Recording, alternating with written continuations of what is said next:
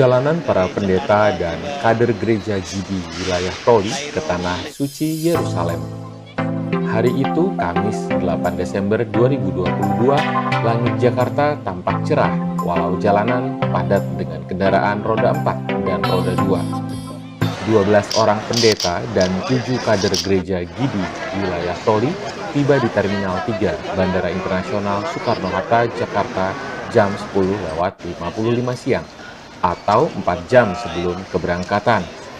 Rombongan akan menuju Tanah Suci Yerusalem dengan dibantu tour leader 2 orang, yaitu Ibu Kristi dan Pak Yani, yang mengurus seluruh proses imigrasi dan check-in tiket untuk penerbangan internasional.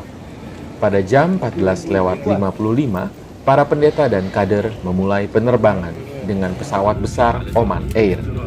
Setelah transit di Muscat, Oman, jam 21:10 waktu Timur Tengah, akhirnya rombongan tiba di Kairo, Mesir, jam 23:45.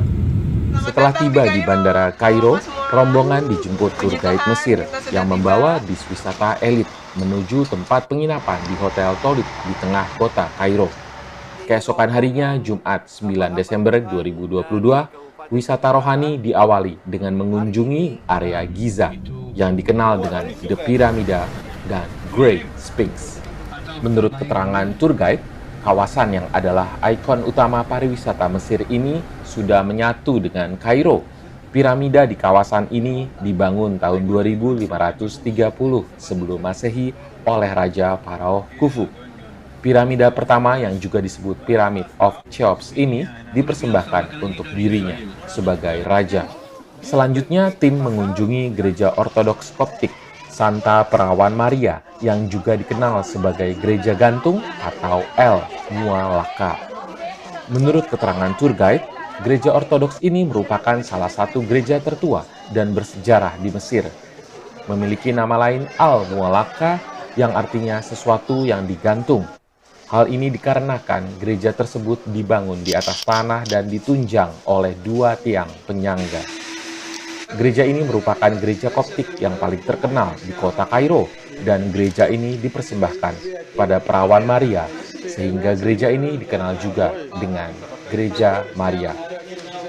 Dibangun pada abad ke-7 Masehi, bangunan ini pada abad ke-11 menjadi kediaman resmi Paus Ortodoks Koptik dari Alexandria.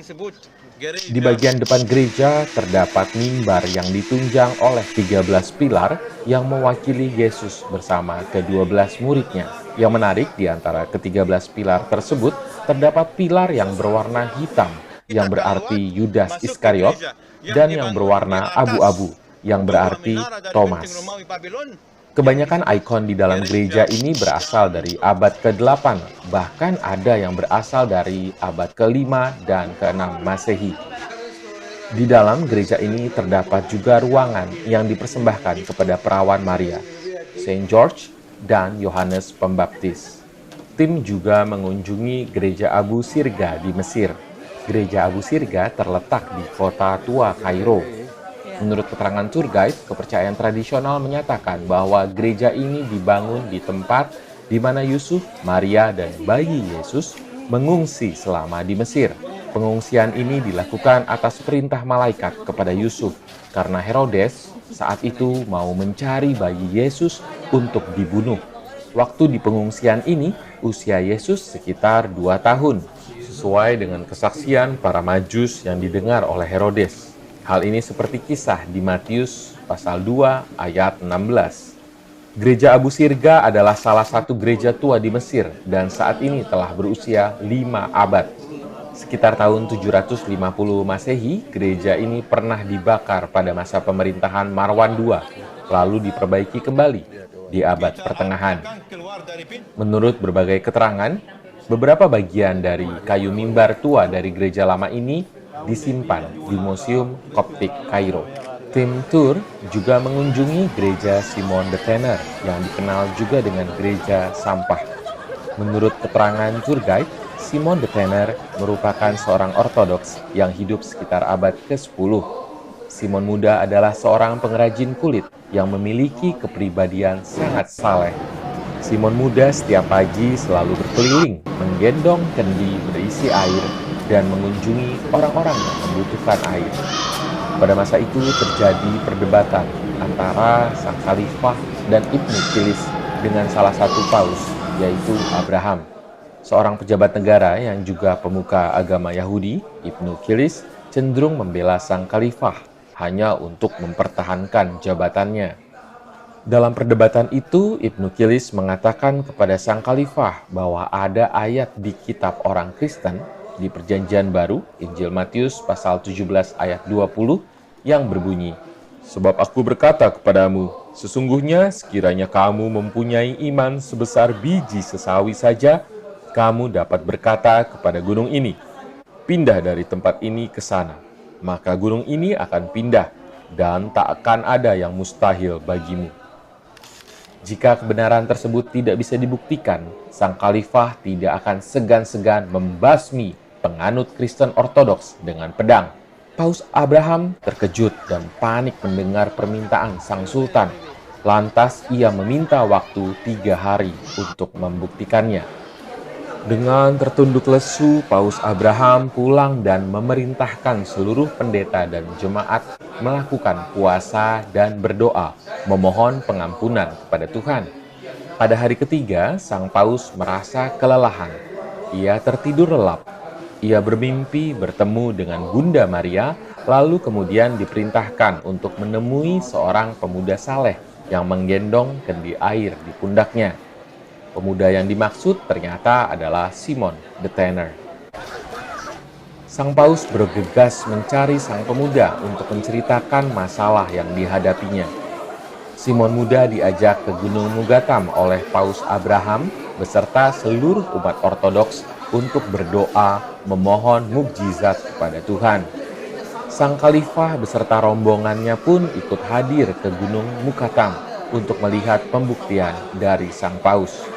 Ketika itu Tuhan Allah memberikan mukjizat kepada umat Ortodoks, yaitu terjadi peristiwa longsor yang sangat dahsyat, sehingga memindahkan Gunung Mugatam sejauh 3 km dari posisi awalnya. Dengan terkejut, sang khalifah memeluk Paus Abraham dan meminta maaf kepada sang paus. Pada akhirnya, sang khalifah pun memilih untuk memeluk agama Kristen Ortodoks. Untuk mengenang Simon the Tanner, dibangunlah gereja di salah satu goa yang terbentuk akibat longsor tersebut, dan nama Simon the Tanner didedikasikan menjadi nama gereja di daerah kumuh persampahan tersebut hingga saat ini. Rombongan tur juga mengunjungi Sungai Nil, di mana pada masa awal hidupnya perjalanan Nabi Musa dimulai ketika saat masih bayi. Ia ditemukan oleh putri Firaun di Sungai Nil, lalu kemudian dirawat oleh istri Firaun bernama Aisyah hingga dewasa. Rombongan lalu makan malam di atas sebuah kapal sambil menyusuri Sungai Nil. Di atas kapal juga disediakan makanan khas Kairo dan ditampilkan tarian adat orang Mesir untuk menghibur pengunjung.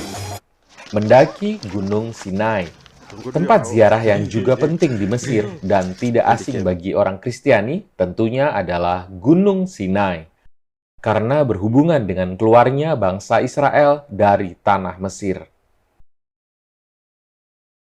Di tempat inilah Tuhan Allah berfirman kepada Nabi Musa, yang kemudian firman itu dipahat di atas 2 loh batu untuk ditaati segala suku bangsa.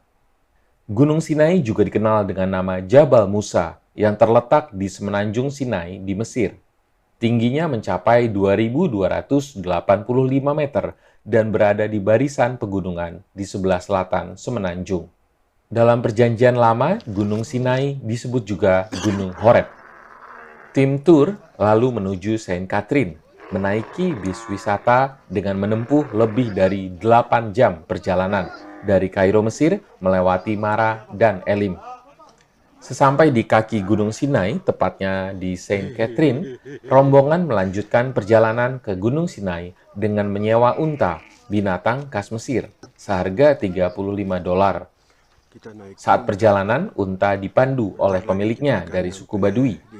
Waktu tempuh hingga ke pertengahan gunung lebih dari 1,5 jam.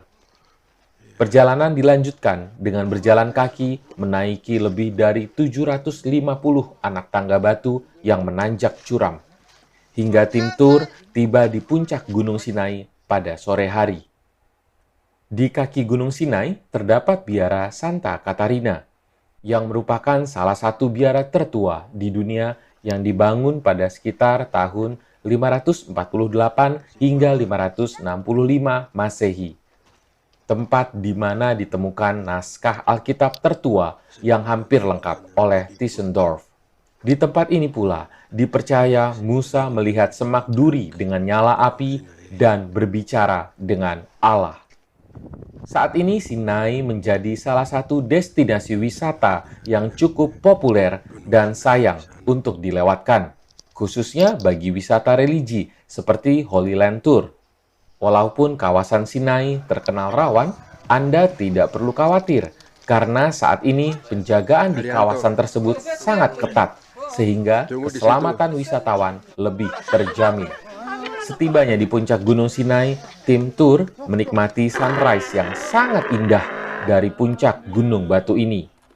Di puncak Gunung Sinai, tim berdoa bersama karena terdapat satu kapel atau gereja bagi umat Nasrani dan juga ada satu musola bagi umat Muslim untuk mengenang Musa yang menerima 10 perintah Allah di puncak gunung ini. 10 perintah Allah yang tertuang di dalam kitab suci Alkitab dan juga tertuang di kitab suci Al-Quran. Usai doa bersama, semua tim turun dari puncak dengan berjalan kaki sampai di dekat biara Santa Katarina, sekitar lebih dari jam 10 malam. Lalu naik bis ke tempat istirahat dengan bermalam di hotel di bawah kaki Gunung Sinai. Minggu pagi sekitar jam 7, rombongan tur melanjutkan perjalanan menuju Tanah Suci Yerusalem, melewati padang gurun Mesir dengan menempuh lebih dari 2 jam perjalanan, hingga sampai di perbatasan Israel Taba Border sekitar jam 10 pagi. Setelah proses imigrasi di perbatasan, perjalanan memasuki Tanah Suci Yerusalem berlanjut dengan naik bis besar yang mewah. Perjalanan cukup panjang dan akhirnya rombongan bermalam di Hotel Bethlehem. Hotel yang berada dekat tempat kelahiran Tuhan Yesus. Setelah Tuhan Yesus dibaptis dan mengalami cobaan di padang gurun, Tuhan Yesus memulai pelayanannya seperti yang tercatat dalam Perjanjian Baru. Dalam Perjanjian Baru disebutkan tentang 26 mukjizat penyembuhan dan 9 keajaiban alam dengan lebih dari 32 perumpamaan. 12 orang pendeta dan 7 kader dari gereja Gidi wilayah Toli berwisata rohani ke Tanah Suci Yerusalem untuk melihat langsung bagaimana 26 mukjizat yang dilakukan Tuhan Yesus dan lebih dari 32 perumpamaan yang diberikan Tuhan Yesus di Yerusalem. Selain itu, melihat juga 9 keajaiban alam, serta juga melihat tempat Nabi Musa menerima 10 perintah Allah di Gunung Sinai yang berada di wilayah Mesir, hingga ke Gunung Nebo, tempat Nabi Musa melihat tanah perjanjian Kanaan sebelum ia meninggal di wilayah Yordania. Tanah suci Yerusalem berada di timur tengah, Israel bagian tenggara, pantai Mediterania, dan terletak di persimpangan 3 benua, yaitu benua Asia, benua Afrika, dan benua Eropa. Wilayahnya berbatasan langsung dengan wilayah Lebanon dan Suriah di bagian utara, Yordania di bagian timur yang dibatasi dengan sungai Yordan, dan di bagian selatan berbatasan langsung dengan wilayah Mesir. Tanah suci Yerusalem memiliki 3 dataran tersebar dari utara hingga selatan, yaitu dataran pesisir, dataran tengah, dan lembah Yordan. Tanah suci Yerusalem berada dalam otoritas Palestina, namun urusan moneter dan politik serta sosial ekonomi diatur penuh negara Israel. Dengan luas 10.000 mil persegi, wilayah ini seperti Wales atau seperempat dari luas pulau Papua. Berada di lokasi strategis karena merupakan persimpangan jalan internasional yang menghubungkan wilayah-wilayah kekuasaan pada berbagai zaman, seperti Mesir dan Mesopotamia di tahun 4000 sebelum Masehi, serta Yunani dan Roma dari tahun 300 sebelum Masehi sampai 300 Masehi. Tak heran, wilayah ini disebut jembatan darat yang menjadi tempat penting untuk perdagangan. Negara ini mencapai kemakmuran saat dipimpin Herodes Agung, tahun 37 sampai 4 sebelum Masehi. Setelah sempat dihancurkan oleh Titus, Herodes membangun kembali kuil, teater, dan benteng-benteng yang ada di Yerusalem. Tuhan Yesus lahir di zaman kepemimpinan Kaisar Agustus, dan ketika Tuhan Yesus beranjak remaja sampai dewasa, kepemimpinan berada di bawah Roman Emperor Tiberius Caesar, tahun 14 sampai 37 Masehi. Gubernur Roma yang memimpin pengadilan Tuhan Yesus adalah Pontius Pilatus. Pada hari kelima, Senin 12 Desember 2022, tim tur dari tempat penginapan Hotel Bethlehem menginap dekat tempat kelahiran Tuhan Yesus di Bethlehem dan memulai kunjungan ke Padang Gembala di dalam goa kecil di mana tempat itu diyakini tempat tinggal para gembala saat peristiwa kelahiran Yesus. Tim tur juga melakukan ibadah Natal di dalam goa tersebut karena bertepatan dengan menyambut Natal 25 Desember yang biasa diperingati umat Nasrani di Indonesia. Pendeta Edi Rante Tasak yang memimpin ibadah dan menyampaikan firman Tuhan sesuai dengan Injil Lukas 2 ayat 11 dalam pesan Natalnya, bahwa saat itu ada gembala-gembala yang tinggal di padang menjaga kawanan ternak mereka pada waktu malam. Tiba-tiba berdirilah malaikat di dekat mereka, dan mereka sangat ketakutan. Lalu malaikat berkata, "Jangan takut, sebab sesungguhnya aku memberitakan berita baik pada seluruh bangsa. Hari ini telah lahir bagimu Juru Selamat, yaitu Kristus Tuhan di kota Daud." Dikatakan, meskipun situs ini tidak dijelaskan di Injil, namun tempat ini dipercaya sebagai lokasi Padang Gembala karena lebih dekat, sekitar 3 km dari tempat lahir Tuhan Yesus di Bethlehem. Situs ini disebut Padang Gembala. Di area Padang Gembala itu dibangun juga Gereja Padang Gembala pada 1954. Usai dari Padang Gembala, kunjungan dilanjutkan ke tempat kelahiran Tuhan Yesus di Bethlehem. Sesuai Kitab Perjanjian Lama, Bethlehem dikenal sebagai Efrata. Bethlehem merupakan sebuah desa pertanian kecil. Disinilah Daud dilahirkan dan diurapi menjadi raja. Di Bethlehem dibangun gereja kelahiran Kristen tertua di dunia. Saat penjajahan Persia tahun 614 Masehi, gereja ini luput, padahal gereja Konstantin lain telah rata dengan tanah. Interior dan eksterior gereja dipulihkan oleh tentara salib. Pada 1333 Masehi, Fransiskan diizinkan untuk tinggal dan berdoa dalam gereja. Gereja kelahiran dan gereja makam kudus dianggap sebagai gereja status quo. Keduanya dikelola oleh Fransiskan Latin, Yunani, dan komunitas Ortodoks Armenia. Tampak terlihat interior gereja kelahiran sangat mengagumkan. Ini dibangun dalam bentuk basilika dengan 5 lengkungan yang terpisah oleh suatu kolom. Kolom yang didirikan pada abad ke-6 ini sebagai pengganti kolom asli dari Saint Helena. Penggalian bawah lantai gereja mengungkapkan temuan mosaik indah dari abad ke-4.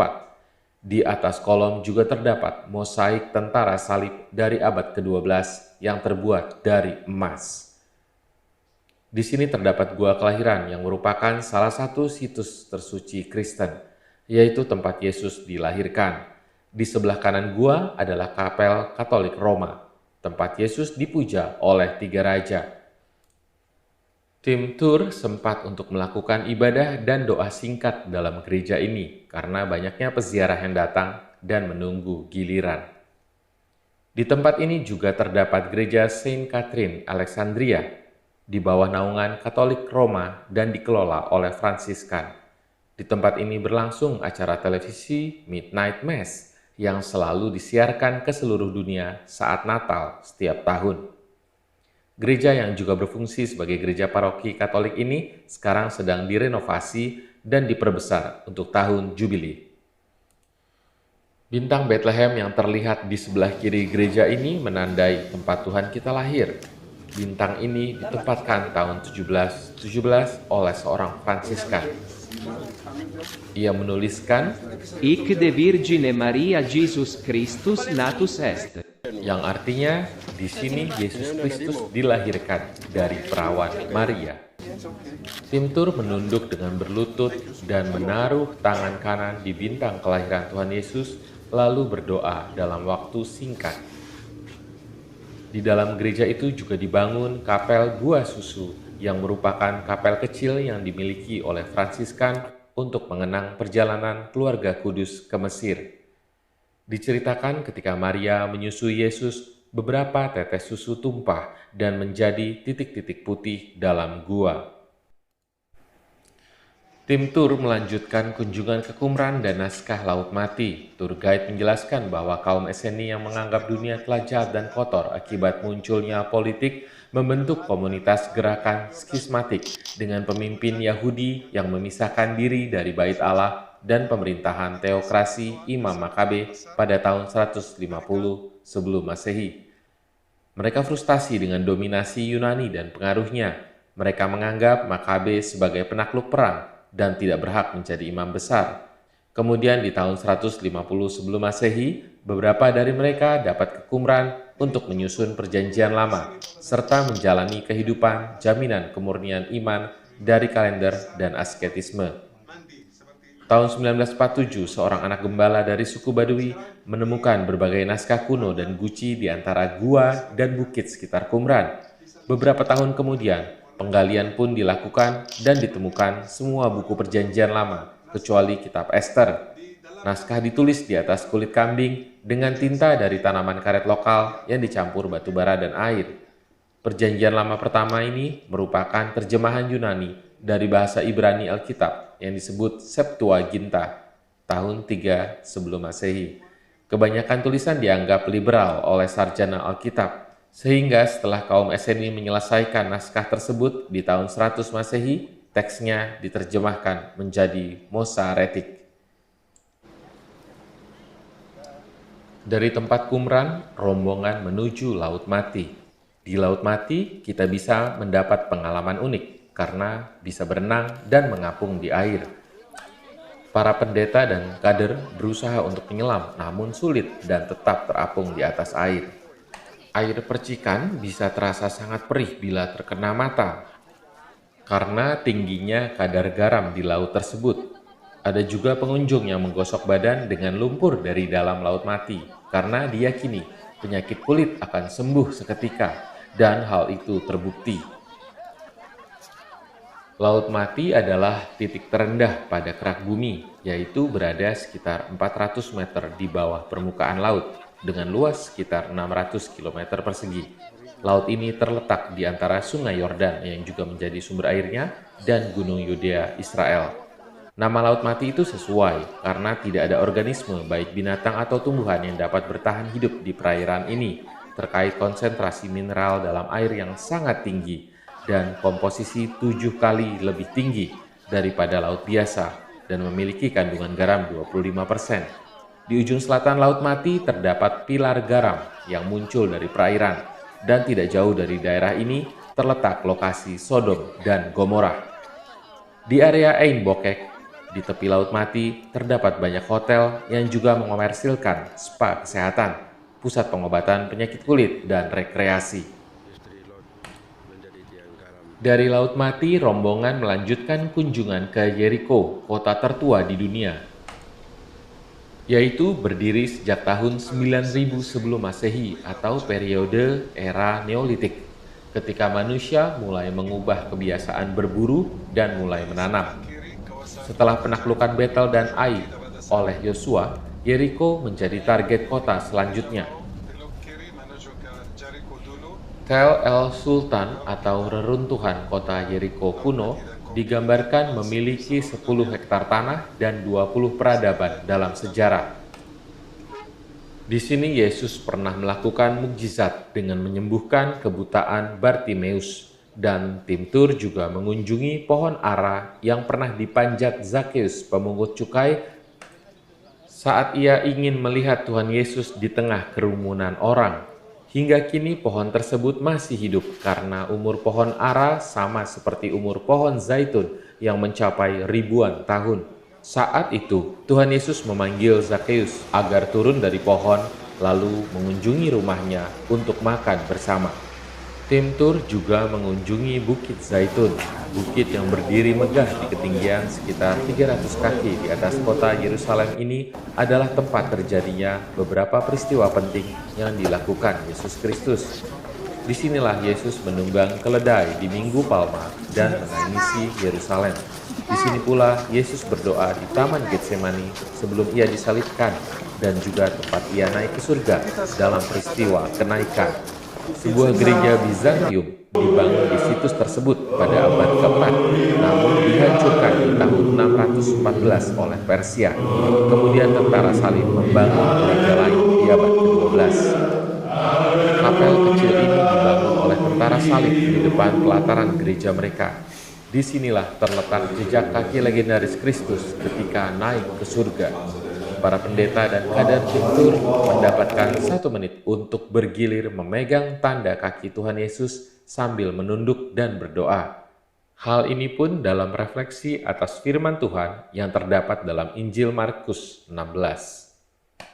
Rombongan juga mengunjungi gereja Bapa Kami atau gereja Pater Noster yang didirikan pada tahun 1874. Beberapa gereja dibangun untuk memperingati doa Bapa Kami, baik pada periode Bizantium maupun Crusader.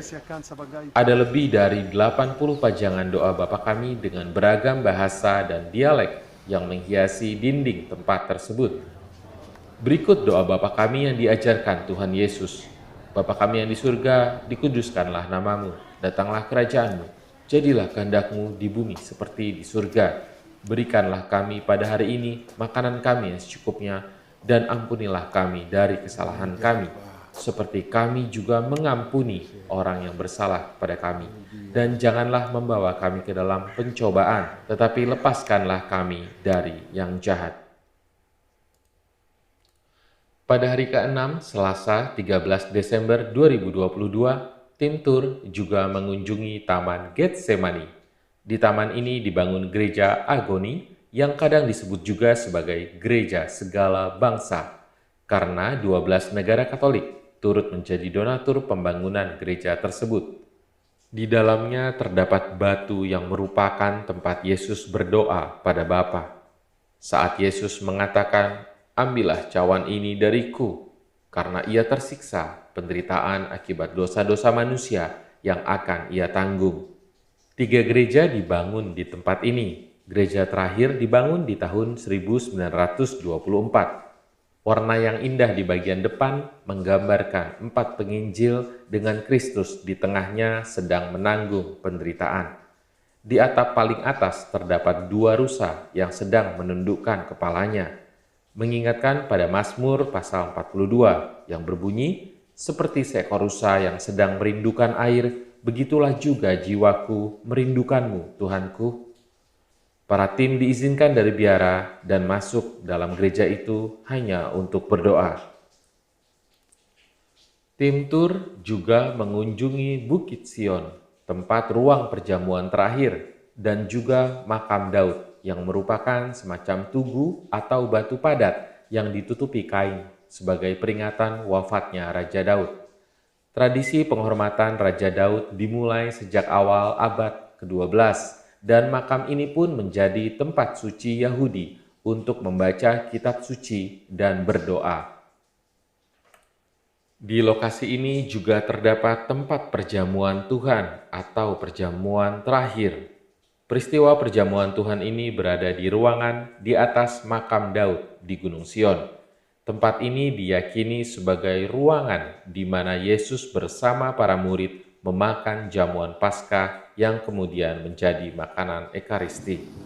Saat itu, ketika mereka sedang makan, Yesus mengambil roti, memberkatinya, kemudian memotong dan memberikannya kepada murid-muridnya sambil berkata, "Ambil dan makanlah, inilah tubuhku."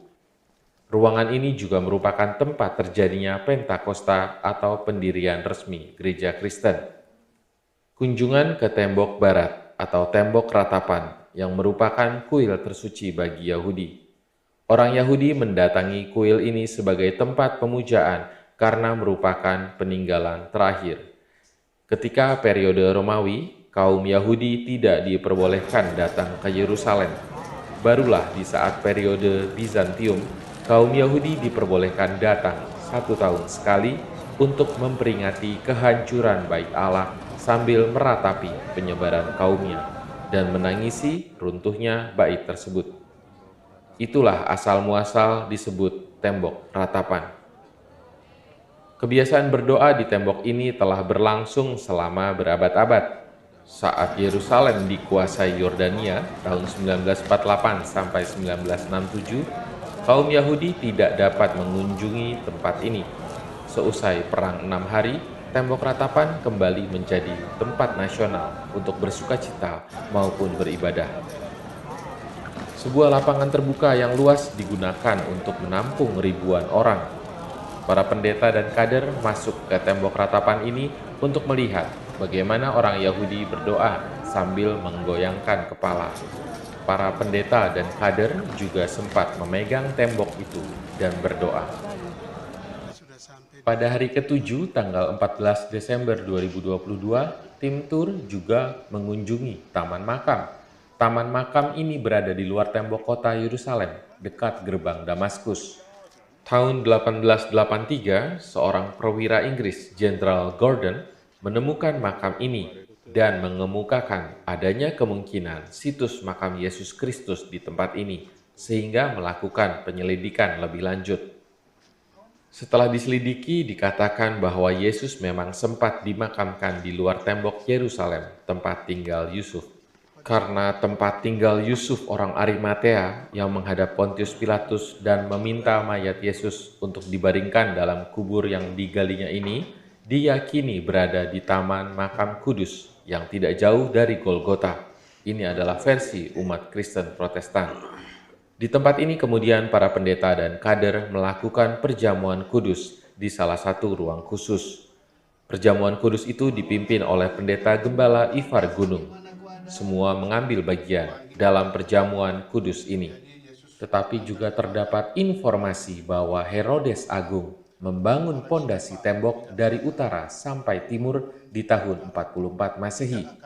Gordon mengira tembok tersebut sudah ada di zaman Yesus. Maka menurut versi umat Katolik, gereja Makam Kuduslah yang menjadi situs otentik. Kunjungan berlanjut ke Betania, namanya berasal dari Bet Ananiah atau rumah Ananiah. Di desa inilah Lazarus tinggal dengan dua saudarinya, Marta dan Maria. Di sini pula Yesus melakukan mukjizat dengan menghidupkan kembali Lazarus dari kematian. Rombongan juga berkunjung ke makam perawan Maria. Perawan yang diberkati ini meninggal di Yerusalem dan sesuai tradisi dimakamkan di lembah Kidron. Gereja Virgin Mary didirikan oleh tentara salib di atas reruntuhan Basilika Bizantium. Situs ini menandai makam dan asumsi Maria. Asumsi Maria diangkat ke surga ditetapkan dalam ajaran agama Katolik pada tahun 1950. Rombongan pun masuk ke dalam gereja ini dan berdoa. Kunjungan ke lembah Kidron dan pemakaman Yahudi. Di dalam pemakaman terbesar dan terkuno Yahudi ini terdapat lebih dari 50.000 makam di dalamnya. Dari tempat makam Yahudi itu terlihat bangunan Masjid Al-Aqsa, di mana kaum muslimin menjalankan ibadah salat atau sembahyang. Masjid ini berada di sebelah selatan kuil Esplanade dan dibangun di awal abad ke-8 oleh Umayyad Khalid Al-Walid Ibnu Abdul Al-Malik. Sejak didirikan, telah beberapa kali hancur karena gempa. Masjid Al-Aqsa memiliki bentuk basilika dengan 7 lengkungan. Pusatnya ada pada 12 kolom marmer. Bagian barat dari mimbar terdapat dua tempat berdoa yang masing-masing memiliki mihrab kecil. Dari seberang makam Yahudi ini tampak kota lama Yerusalem. Salah satu gerbang utama yang digunakan kaum Yahudi di zaman Tuhan Yesus adalah gerbang Hulda. Garis di gerbangnya terlihat di kanan dinding. Ketika masa Salomo, bagian ini disebut Gunung Opel. Rombongan tur juga mengunjungi gereja Santo Petrus yang merupakan lokasi rumah imam besar pada zaman Yesus. Terdapat ruang bawah tanah yang digunakan sebagai penjara bagi para pelanggar dan Tuhan Yesus pun pernah dipenjara di sini karena kecamannya pada Sanhedrin. Disinilah terjadi juga peristiwa penyangkalan salah seorang murid Yesus yang bernama Petrus. Ia menyangkal Yesus sebanyak 3 kali di halaman gedung Mahkamah Agama. Di ruangan tahanan itu, para pendeta dan kader berkumpul dan beribadah. Ibadah dipimpin Ketua Klasis Awon, Pendeta Weya.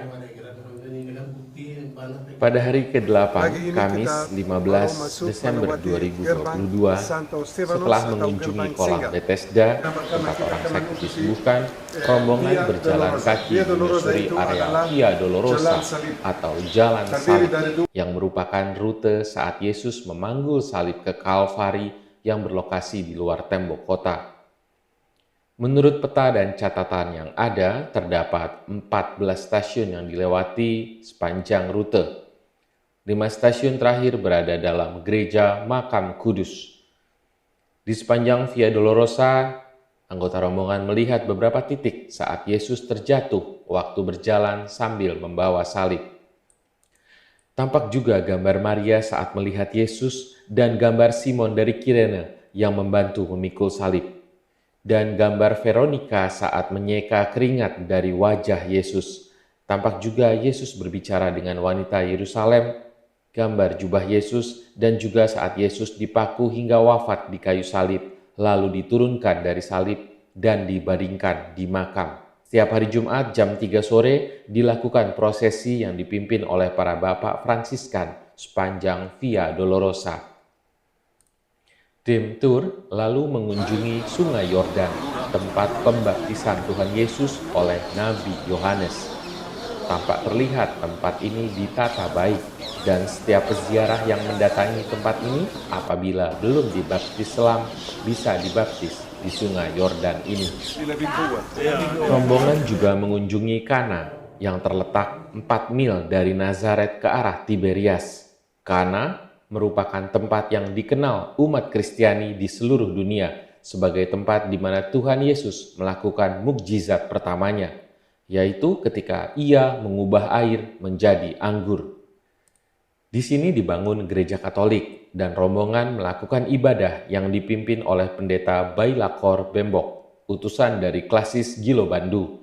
Dalam khotbahnya, sesuai firman Tuhan dalam Injil Yohanes pasal 2 ayat 1 sampai 11, bahwa di tempat ini Tuhan Yesus telah melakukan mukjizatnya yang pertama dengan mengubah air menjadi anggur dalam suatu pesta pernikahan.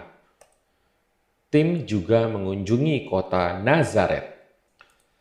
Menurut Fahmi Manasra, tour guide yang mendampingi rombongan, kota ini dibagi menjadi 2 bagian, yaitu Nazaret Atas atau Nazaret Ilit, yaitu tempat di mana kebanyakan umat Yahudi Israel bermukim, dan Nazaret Bawah, di mana kebanyakan umat Kristiani dan Muslim Israel bermukim. Populasi terkini adalah lebih dari 80.000 orang. Kota Nazaret ini merupakan tempat paling suci bagi umat Kristiani, karena Alkitab menyebutkan kota ini melalui sabda. Malaikat Gabriel telah dikirim oleh Tuhan Allah ke sebuah kota di Galilea bernama Nazaret kepada seorang perawan yang bertunangan dengan seorang bernama Yusuf, yang berasal dari keluarga dan keturunan Nabi Daud, dan perawan tersebut bernama Maria. Di kota ini dibangun Gereja Kabar Sukacita. Basilika Kabar Sukacita dirancang oleh Giovanni Muzio dan disucikan pada tahun 1969. Dimiliki dan dioperasikan oleh kaum Fransiskan dari Tanah Suci. Di dalam gereja ini terdapat gua yang terletak di lantai dasar atau bagian bawah basilika. Itu adalah tempat di mana malaikat Gabriel muncul di depan Maria untuk memberitahukan bahwa ia akan menjadi ibu dari Tuhan Yesus, anak Tuhan Allah. Di sini juga dibangun gereja malaikat tertinggi Gabriel. Pada jarak 1/4 mil dari gereja tersebut terletak gereja Ortodoks Yunani Santo Gabriel, yang merupakan tempat sumber air kuno untuk sumber lokal di kota Nazaret. Selanjutnya, rombongan mengunjungi gereja ucapan bahagia di tempat yang disebut juga Bukit Ucapan Bahagia. Tempat ini terletak dekat Tabga di atas bukit tidak jauh dari Danau Galilea, di mana Tuhan Yesus berkhotbah dan memberikan makan 5.000 orang dengan 5 roti dan 2 ikan. Di danau tersebut juga Tuhan Yesus berkhotbah, "Berbahagialah orang yang miskin, orang berduka cita, orang lemah lembut, orang lapar dan haus akan kebenaran, orang yang murah hati, orang yang membawa damai, orang yang dianiaya karena kebenaran, orang yang dicela dan difitnah karena nama Tuhan Yesus. Bersukacitalah dan bergembiralah, karena upahmu besar di surga. Demikian juga nabi-nabi yang dianiaya sebelum kamu." Rombongan kemudian mengunjungi Laut Galilea. Garis pantai utara ini merupakan lokasi Yesus memanggil murid-muridnya Petrus, Andreas, Yakobus, dan Yohanes untuk pertama kali. Di danau ini, Yesus menghentikan badai dan berjalan di atas air. Rombongan pun menyewa kapal untuk menyusuri danau, menggelar ibadah dan doa. Ketua Klasis Awon, Pendeta Yeli Wea, memimpin ibadah dan dalam khotbahnya menggunakan bahasa Lani sesuai Injil Matius 4 ayat 18-22. Rombongan kemudian mengunjungi gereja kedudukan tertinggi. Gereja ini dibangun oleh kaum Fransiskan pada tahun 1934 di tempat reruntuhan sebuah bangunan kuno di pinggir Danau Galilea. Sebuah batu yang dinamakan Mensa Christi mengembalikan kenangan tentang peristiwa kedua, mukjizat penangkapan ikan yang sangat banyak di Danau Galilea. Peristiwa itu terjadi setelah kebangkitan dan pemberian kedudukan tertinggi kepada Petrus oleh Tuhan Yesus. Ketika Tuhan Yesus berkata, "Gembalakanlah domba-dombaku," seperti tertulis dalam Yohanes 21 pasal 15-17. Rombongan tur juga mengunjungi Gunung Karmel. Di atas gunung inilah Nabi Elia kusuk berdoa dan burung-burung datang membawa makanan bagi dia. Di atas Gunung Karmel ini juga Nabi Elia mengalahkan nabi-nabi palsu melalui percobaan membakar daging kurban persembahan yang diletakkan di atas kayu bakar. Kurban nabi palsu tidak terbakar walau mereka berdoa kepada Baal. Namun Tuhan Allah mengirim api menyala untuk membakar kurban dari Nabi Elia. Sehingga Nabi Elia akhirnya membunuh semua nabi palsu itu. Di tempat ini dibangun gereja. Di dalam gereja itu terdapat gua tempat dahulu Nabi Elia tinggal dan terdapat patung Nabi Elia sedang membunuh nabi palsu. Rombongan mengambil waktu untuk memuji Tuhan Allah dan berdoa sejenak di dalam gereja itu. Dari puncak Gunung Karmel ini juga kita bisa lihat lembah Armageddon, di mana di lembah ini akan menjadi tempat perang antara bangsa Israel dengan bangsa lain. Dalam perjalanan dari perbatasan negara Israel dengan negara Mesir, yaitu Taba Border, rombongan sempat mampir mengunjungi patung istri Lot di pinggir Laut Mediterania. Patung ini baru ditemukan setelah penggalian tanah untuk pelebaran jalan. Dan patung yang menyerupai manusia ini diyakini patung istri Lot. Karena saat Sodom dan Gomora dihukum Tuhan Allah, keluarga Lot berjalan ke bagian selatan Israel. Pada hari ke-9, Jumat 16 Desember 2022, tur wisata rohani mengunjungi Gunung Nebo, tempat di mana Nabi Musa melihat tanah perjanjian Kanaan sebelum ia mati di atas gunung itu. Di atas Gunung Nebo ini dibangun gereja besar. Di dalam gereja itu terdapat tempat Musa berdoa dan juga sumur Musa.